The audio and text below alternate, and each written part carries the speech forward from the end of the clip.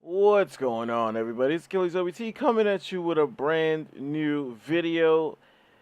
And in today's video, we will be finally officially switching things up. I've been meaning to try and get a Paragon video on the channel for quite some time now. Now we're actually trying to officially attempt this, because I did upload a highlight reel video at one point. Or not a highlight, but so much a stream highlight of myself playing the game using my main, which would be Greystone at the moment. Even though we're not featuring him on this video, because I didn't think it would be a wise choice to show the same hero in two straight videos. But either way, we will be showcasing Gideon, who is a caster as per the game's listing of its heroes, if you will. I'm actually not sure if they're called heroes just yet, but that's what I'm going to refer to them as. Anyway, real quick to get it out there, when I first played this game, this is something that I actually really respected about this game.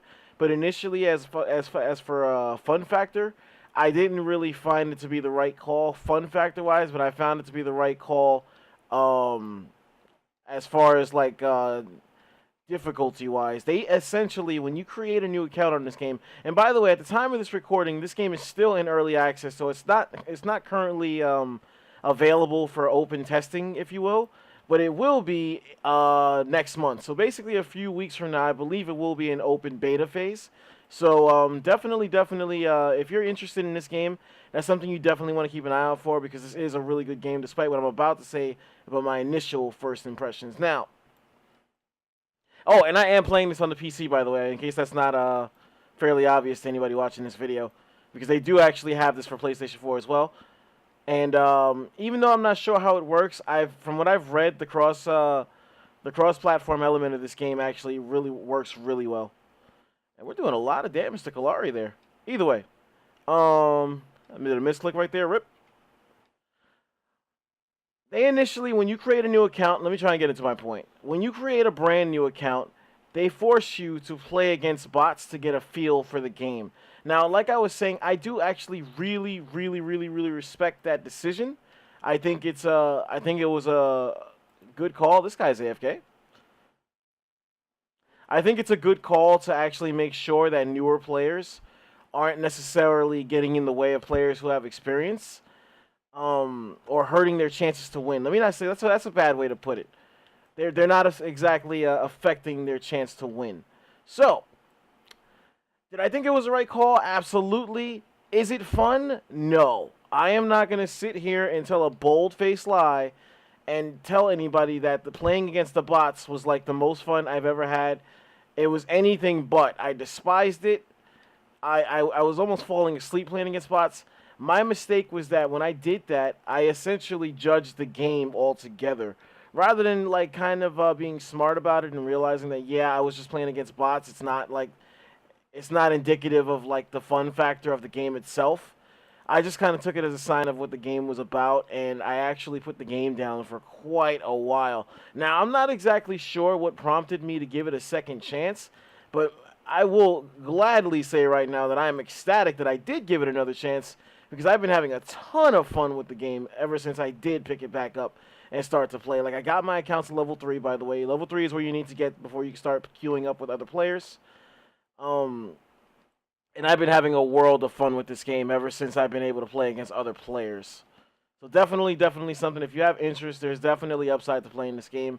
It is a lot of fun. It goes back to the basics of MOBAs, though. So if you're like, if you were predominantly playing Heroes of the Storm, like I've been for the better part of a year and a half now, it's definitely a bit of a transition to go back to regular MOBA formats.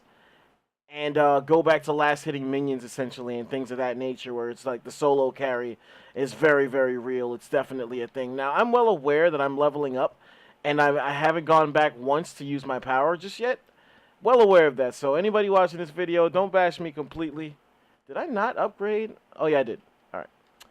Don't bash me too hard, because I'm actually... there's no real pressure on me just yet, so I feel like I can just stay here and farm a bit. Try to get one more set of power points before I head back. Now, with that being said, the enemy team is starting to push pretty hard, and I am out of mana, so I am going to have to disengage. The character that I'm running right now is his name is Gideon. Like I said, he's a caster. He's fully dependent on having mana. He's a typical mage in the sense where he's fully dependent on having mana in order to do any kind of effective offense or defense, depending on like the abilities you choose to use and how you choose to use them. But his wave clear from the onset, so long as you upgrade, so long as you have his Q on deck, his wave clear is really, really, really good. I almost went with the wrong card to start off my build. Definitely don't want to do that. If anybody's interested or is brand new to the game and is interested, I can definitely put together a video showcasing what the card system is all about and getting into it into actual detail. But that's not something that I want to do at the moment because I want to try and keep the focus on the character I'm using and things of that nature. Now, my typical play style definitely involves me spending a great ton of time in the jungle. I tend to prefer that approach, especially with melee damage dealers. I tend to prefer to get my XP in the jungle and then like keep my eyes open on the radar, like watch the map like a hawk basically, and look for gank opportunities whenever I feel like I'm strong enough to make my presence felt. So transitioning to a player like Gideon, who actually really flourishes in the lane department, it was a little rough at first. I've only played actually one game with Gideon, so I'm still learning him. I wouldn't say that I have him down like to a T.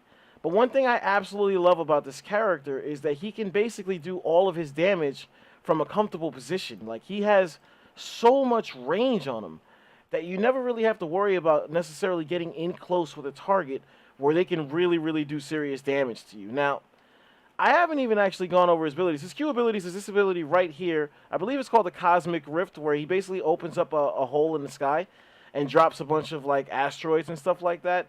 Does a very good amount of damage, and it's really his main source of wave clear. His right click is a move called, is an ability called Tether.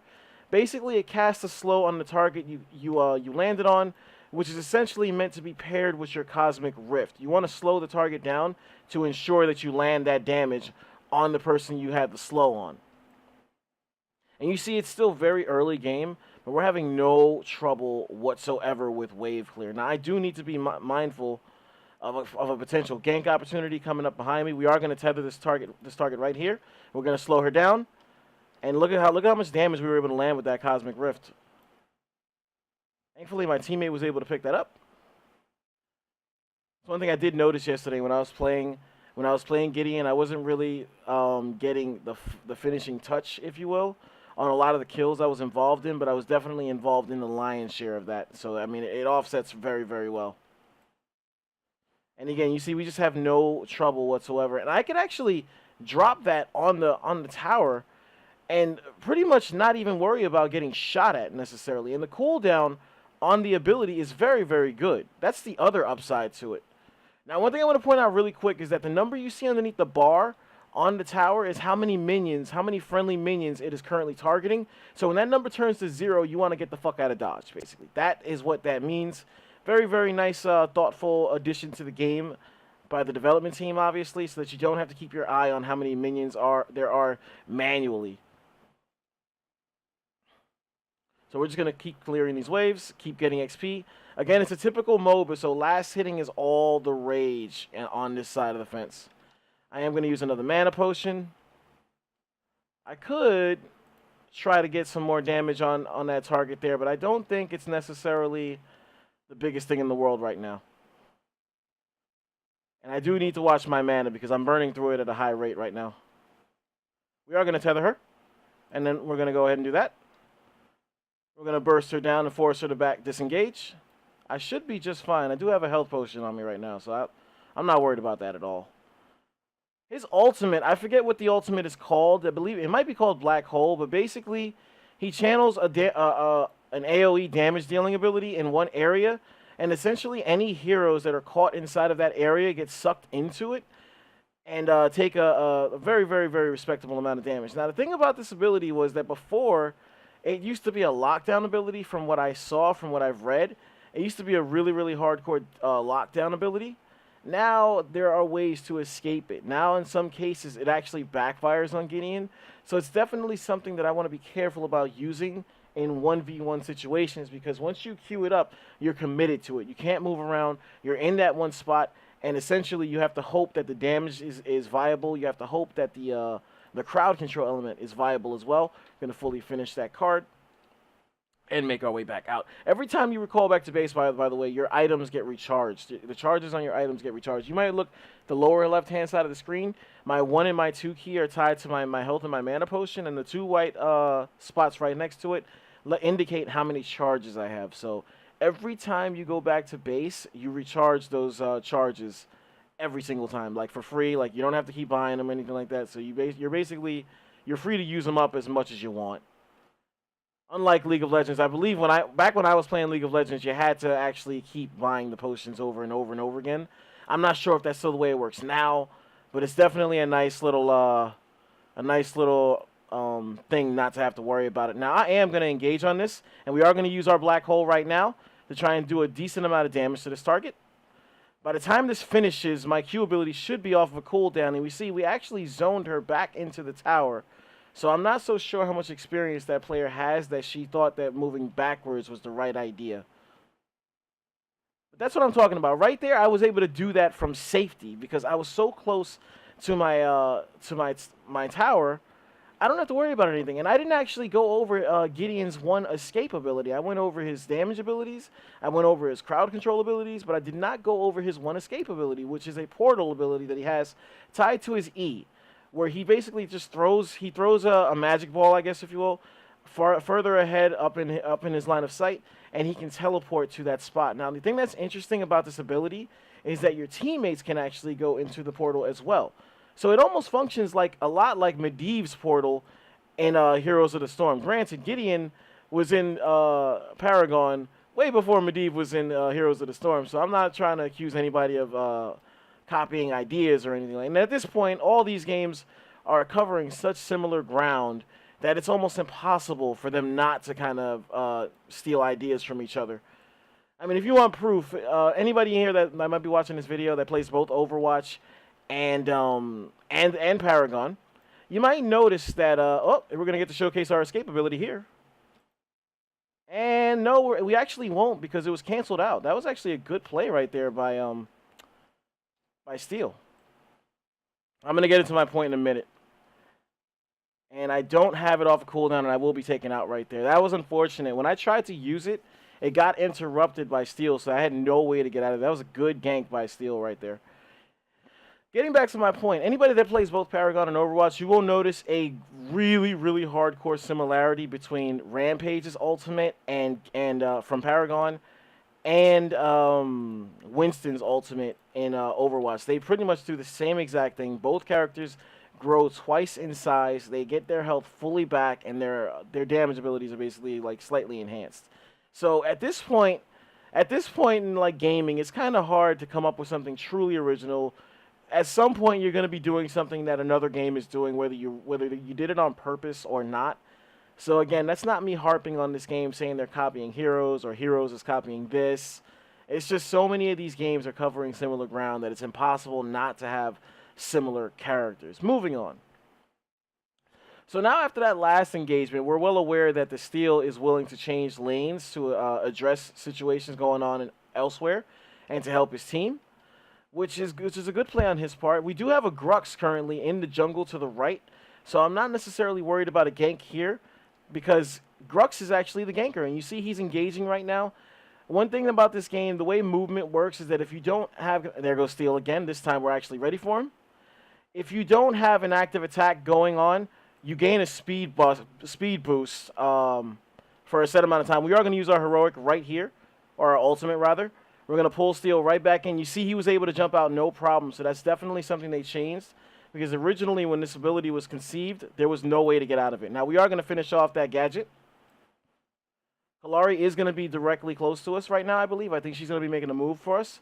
I just noticed the Sevarog is right there. Again, my abilities are on a very, very, very, very favorable cooldown. So we're going to let Sevarog step right into that. I do have my escape on deck just in case. I'm trying my best to save my teammate here. I really am. But unfortunately, we weren't able to do that. Now, Kallari's right there. We're going to just drop this and hope our teammate stays right in the middle. We do a very, very respectable amount of damage. We do actually help secure that kill. And we're going to back away. There goes Kallari again. We're going to tether her. We do have that slow. We're going to drop that. We're going to miss that ability, unfortunately. But we held off the push very well. Again, a lot of what Gideon does is from comfort, and that's something that I absolutely love about this character's design. He's just so comfortable at all times, no matter what he's doing. Now, I do want a little bit more XP. I don't want to recall right here just yet because I'm about to level up. I'm not necessarily close to getting card points, but I am going to move over to this Harvester and pray that Kallari is not in here with me.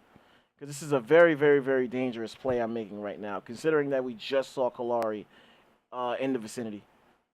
Now, I would like to grab a blue buff here to also help with my mana consumption. Again, this is still very dangerous just because Kallari could be anywhere at this point. So we have to be mindful of that. I no longer have any potions on me either, so I could actually die trying to do this. But with that being said, I do get my Q off of a cooldown. The cooldown on my Q is very, very favorable. So we are going to be able to take down 2 of these guys, no problem.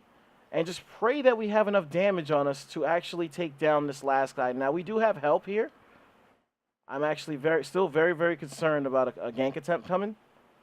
But thanks to the help we just received, we're going to be just fine here. I just want to grab this blue buff, and then I'm going to recall. They give you so much time with these things that you really don't have to worry about, like, wasting it trying to recall. Now, I am going to do that. Oh, shit. Yep, there we go. Right on cue. That's what I was worried about. I was worried about a ballsy play like that being made, and that's exactly what happened. Now, I don't know what's going on with Decker. She's actually still engaged in this fight. 2-level disadvantage here. I really think she should disengage now that she used her ultimate, which is exactly what she's doing. That's a smart play by our Decker. The problem is, though, that if she tries to run back, she saw it already in advance, so she knows not to go to the left lane because there's currently a steal pushing this lane. Now, we do have to be mindful. That's one thing to any new players playing this game. You absolutely have to make it a point to try and get your game off fast as possible. Because one thing I have noticed in the early stages of this game is that people are really, really, really low on confidence in this game. Like, and what do I mean by that? That means if the game is not going their way for a good 20 minutes or whatever, or however long it takes for the first vote to surrender to be available to them, they will not even think about it. They will queue it up. Even if they're the only person on the team struggling, they will still start a vote to surrender. So you absolutely have to maintain positive outcomes in this game, because if not, your team is essentially just going to quit on you. And unlike Heroes, there is no comeback mechanic in this game. There is a vote to surrender, also unlike Heroes, so you're pretty much stuck with whatever you got. So you have to try and make your game work. We're going to tether this guy right... Oh my god, I do that so much. I kind of rushed my abilities with Gideon. I am going to use my portal to get a little closer. Somehow it actually didn't work. My ability is going to be off of a cooldown pretty soon here. And I want to make sure I put it at the right spot. And of course he turns around. This is taking kind of long. This is dangerous for us. Thankfully, we were able to get that kill. I'm going to pick up all of this amber. It seems like my teammates chased that away. I kind of wanted that blue buff. You see, and unlike other players, that's another thing. You get a lot of, for lack of a better way to put it, you get a lot of douchebag tactics on this game. See, now this is something, that's definitely a new player mistake being made right there. I do want to use my ultimate right here. Try and secure this kill.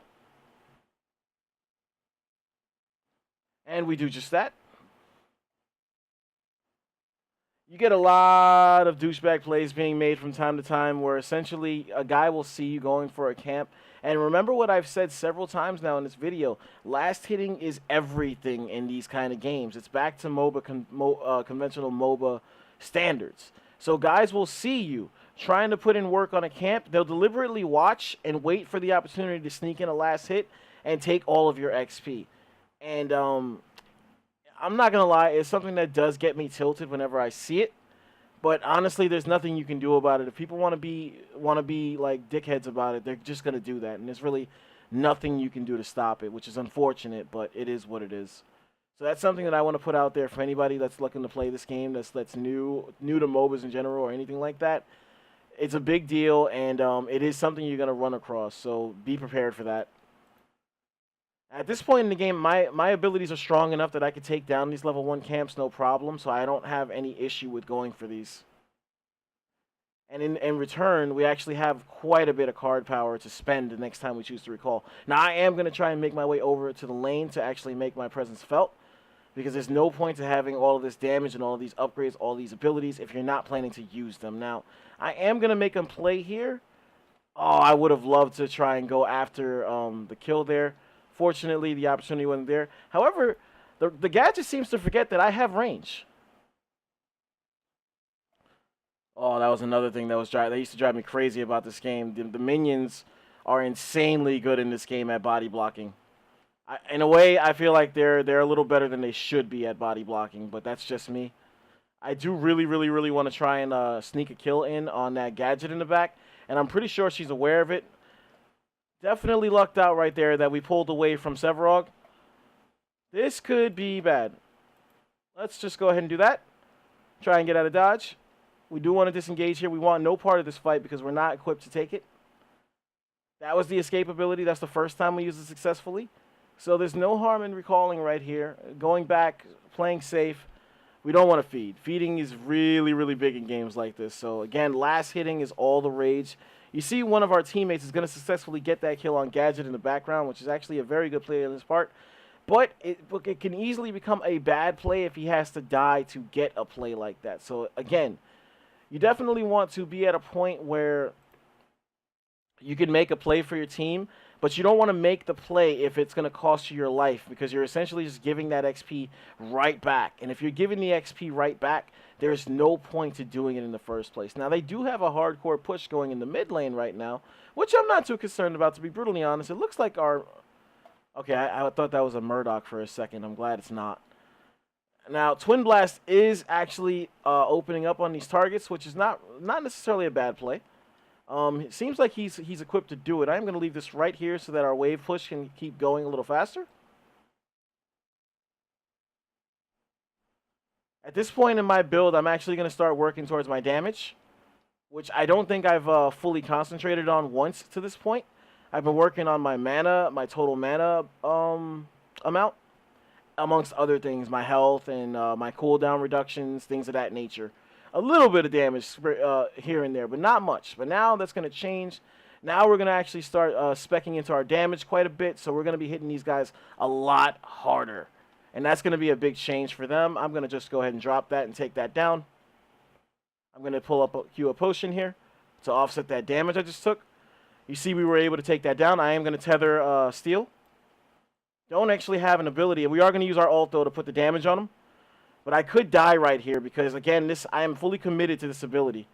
And the Kallari is well aware of it. We're just going to teleport out a little bit.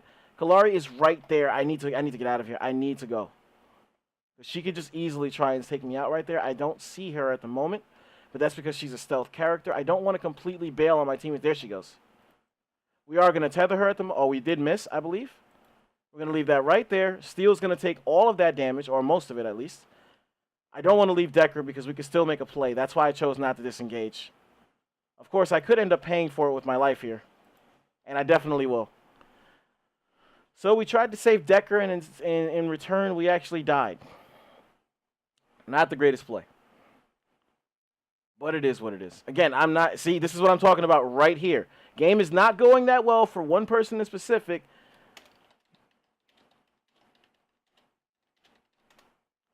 Game is not going well for somebody in specific. I can't imagine who it is. Who's got the most deaths? Nobody. And we're actually leading in takedowns right now. We're leading in takedowns. Nobody's number is that hardcore, and somebody is still voting to surrender. So, if nothing else, I'm glad they did that so that you guys know I'm not lying about this. The confidence level with this community so far is really, really, really bad. Honestly, it's to the point where I feel like these people shouldn't even be playing the game. If you're going to be that quick, you have to understand when you play a match in a conventional MOBA, you have to understand that you're committing to a game pretty much for 45 minutes or more. So if you're ready to call it a day at 24 minutes, you really should not be allowed to play the game. And honestly, I think that's something they need to change. That's one thing they need to change. I personally feel like it would be good for the game if they only allowed you to vote for surrender once. And what do I mean by that? I don't necessarily mean like one vote for the entire game. Of course I don't mean that. I'm not a fan of vote to surrender, but I understand why it's there in certain cases. But I feel like the same. One player should not be allowed to start up a vote more than once. I think he should have one chance to do it, and that's about it. Now we are going to drop this. Of course, he dodges out of it. We do have a Grux problem on our hands, so we're going to just disengage. Definitely want to stay within range of our teammates. This time we will be able to drop that damage on Steel. He does actually escape. We're definitely doing good work because every time we drop an ability on somebody, their first instinct is to run away, which is the right instinct.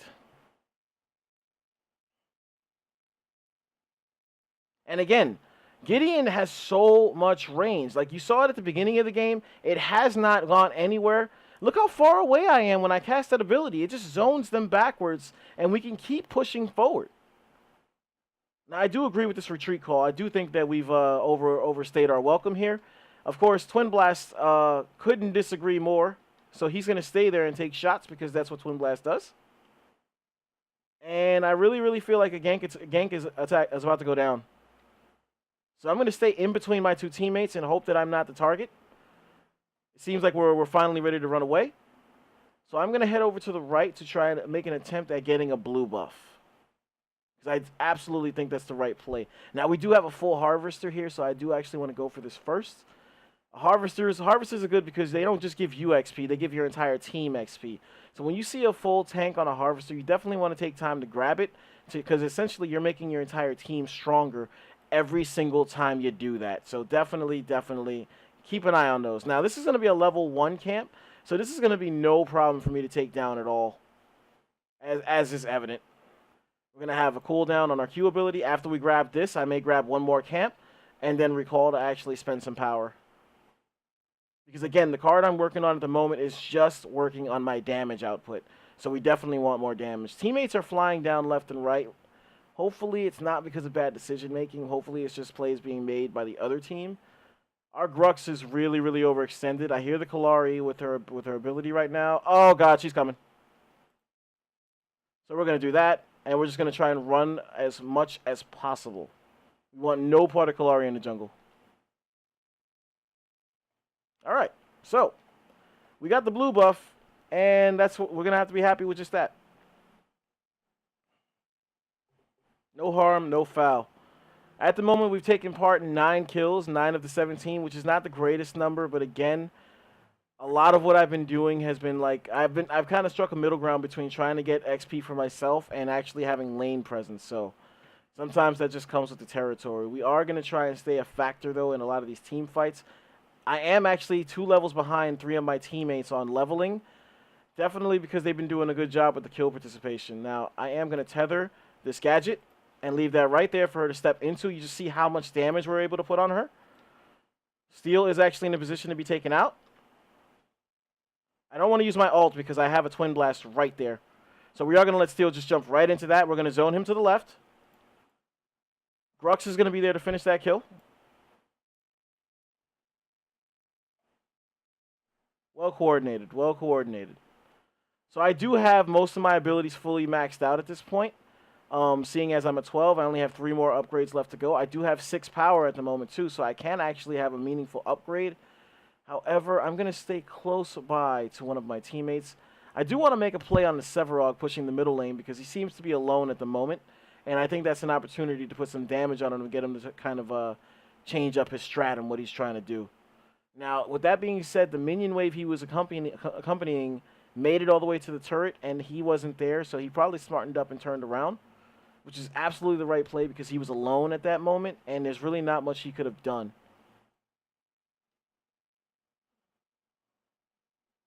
I don't hesitate at all to use my abilities at this point in the game because my mana is at a decent enough place and my cooldown reductions are very good.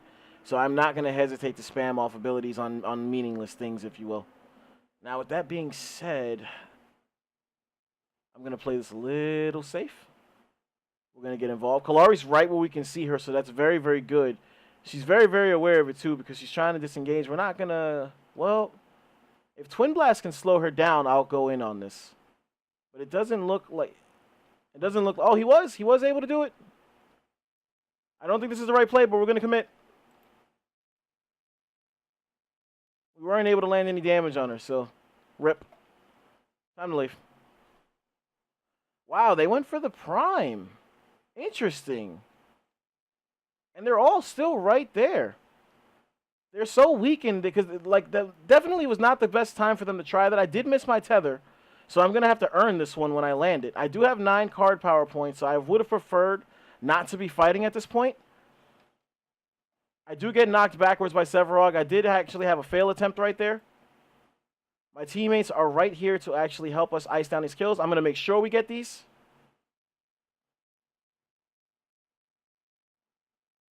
Because at this point, with that early vote to surrender going down, I don't want anything going bad for us. So I'm not... Oh, man, that was a good play by them. That was such a good play. They definitely just stalled us right there, and the purple orb made it all the way over to its location where it wanted to go. So that was definitely a misplay on all of our parts. So I'm going to recall here, get some upgrades, and get ready for the inevitable push that's about to be coming. I guess the player's trolling right now. They want to wait for somebody to see them step on it.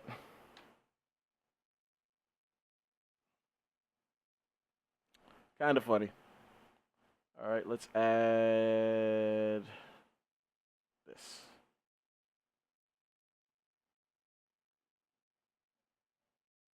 All right, we could actually do, we're at a point now where even though they have the orb prime, they have their prime cards active, I can do some meaningful damage. And this guy is really, really hardcore on the spam here.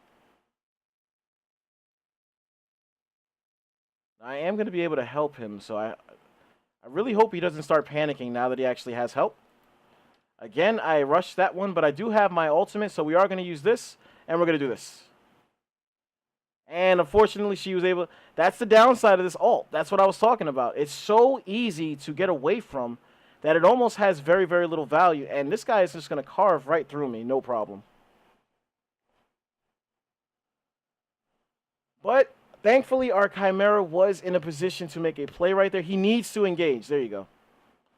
Kalari is going 2-on-1. He needs to stop backing up. It looks like Kalari is going to get away. I do think our teammate should leave this alone at this point because he's at a disadvantage. Clearly, he doesn't feel like he's at the disadvantage, but he definitely is. All right. Did I gain any power off of that at all? No, I did not. Again, that just shows my inexperience with the character. A good Gideon user would have been able to make a play right there, and I definitely do not claim to be one. Again, this is only my second game using them, so I'm still learning. There is a very, very, very hard push going down the middle lane right now. We are about to spawn back up. I need to slow down on my Q. Whenever things get tense, I kind of rush my Q placement, and I push it too far, and it doesn't hit anything. And I noticed it yesterday when I was playing him. I noticed it again today, but it's just not necessarily the easiest thing for some reason for me to like kind of calm down and use the ability properly. I just need to like kind of like slow down, focus, look at what's going on, and land the ability like that. That was a fast recall. Holy shit. This guy's probably going for a harvester. The enemy team cannot collect the friendly harvester, but they can destroy it. So I am going to grab this before they think to do that. Decker did see fit to come with me for this, so I'm fine with that. There they go. They popped up in the right lane. Me and Decker will be here to address this. 2 targets here, so we do need to be careful.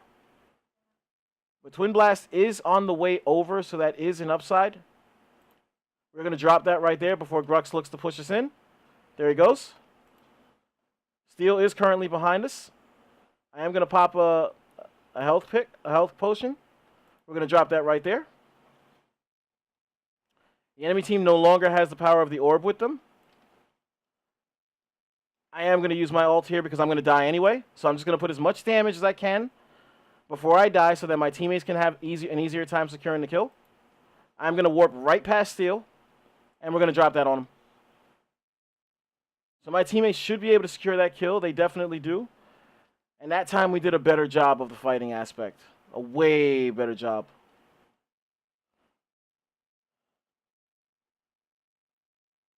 That could have went really, really bad for me. And I'm just thankful that it didn't. I thought for sure I was dead. There is a push going down on the left side right now, so we're going to help with the wave clear, and I'm probably going to recall here to kind of get a little bit more power. They did actually succeed in taking that down. If there's a camp here, I do have 6 power, so we're going to take this, and then we're going to recall. So I have enough to get another upgrade. Currently at level 13, for sure, my teammates. I only have one teammate at 15. That's interesting. But thankfully, my guys are making plays on that left lane before I can even attempt to get there. So at this point, our mana regen is actually pretty good. That's what my last card was tacked on for. So I no longer have to think. I mean, I haven't had to think about it for a while. I have not gone out of mana at all, really, like, since the early game. But then again, I'm not spamming my abilities either as much as I probably should be. Again, I've mentioned this several times. Not the greatest Gideon user in the world. Still learning him, so you're not really seeing Gideon at his best performance necessarily.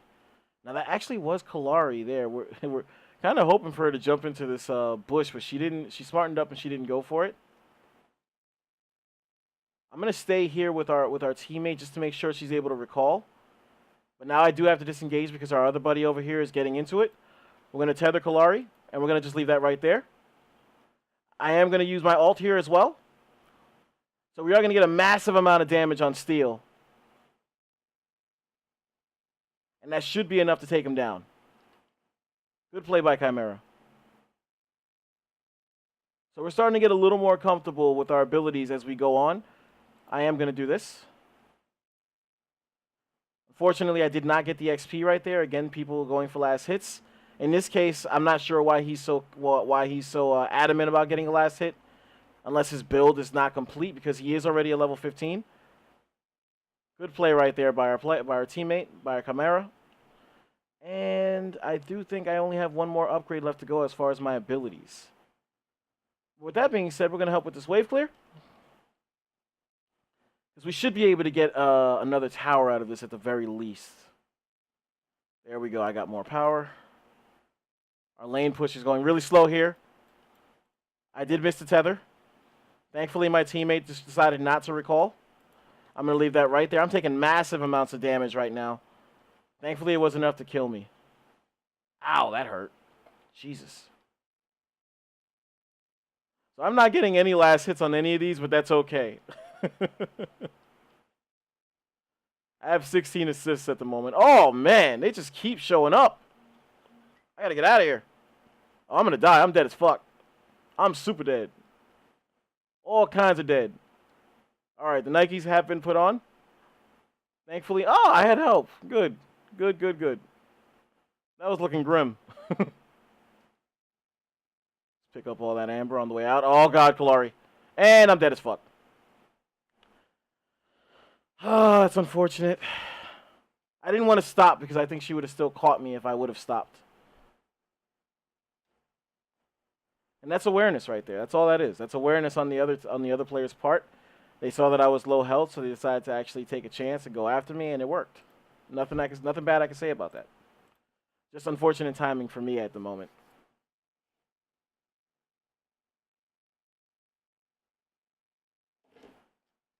All right. So if you're still here with me, we're at the 38-minute mark of this match. Things are starting to actually kind of fall into place as far as making moves towards winning the game. We have 2 teammates currently pushed on the right side right here, as you'll see.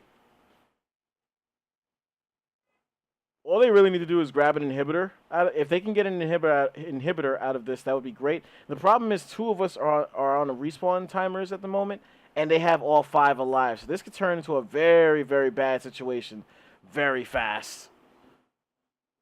As you're seeing right now, Severog did land that root on our Grux, and they're being pushed all the way back. They need to make sure they don't die there for that because it's definitely not worth it. We can't afford to keep having situations where we consistently have the enemy team at full strength and we're not.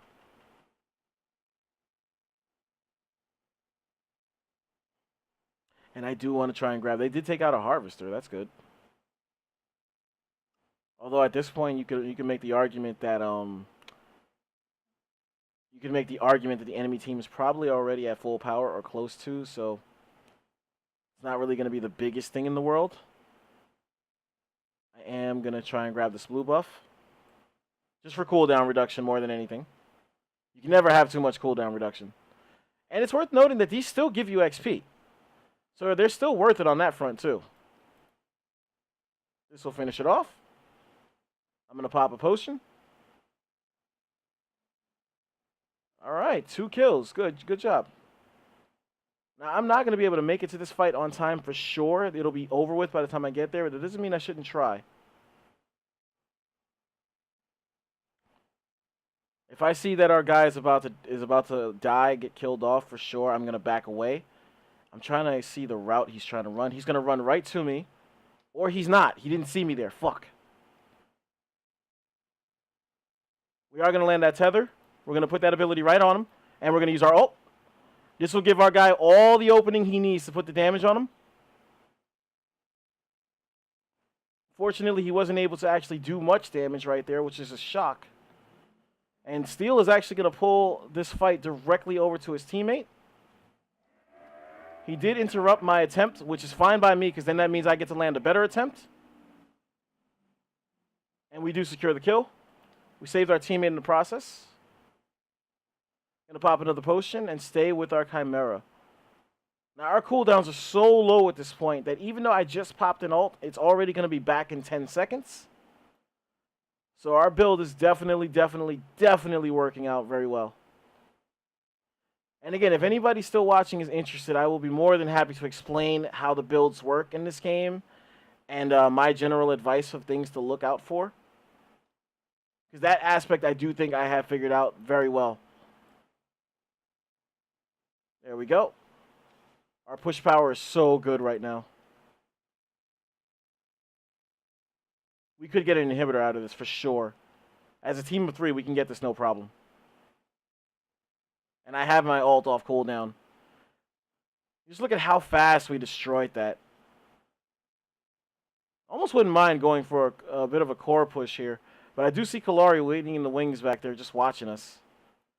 She can't engage 1v3 at this point. It's not going to work. Our Twin Blast is actually baiting himself. Or no, he's not. Either way, he successfully pulled it off. We do have a tether, so we can still see her. And we took her down. I don't think we should back up. I think we should actually keep going. Again, the wave clear is still so powerful. My build isn't even finished at the moment, but I do, if we... He just jumped over that like a G. We do have a tether. I am going to use my both of my damage abilities here. They're not going to do the greatest amount of damage to him, though, because he is pretty tanky at the moment. Oh, I got baseball swung back. Now, Sevarog, on the other hand, is not as tanky as Steel, so that is something we can take advantage of. We're going to do that. We do take him out. I have so much power right now, and I don't mean like damage. I actually mean like points. So I'm going to angle this so that it hits Steel and hits the core, and we're going to win this game.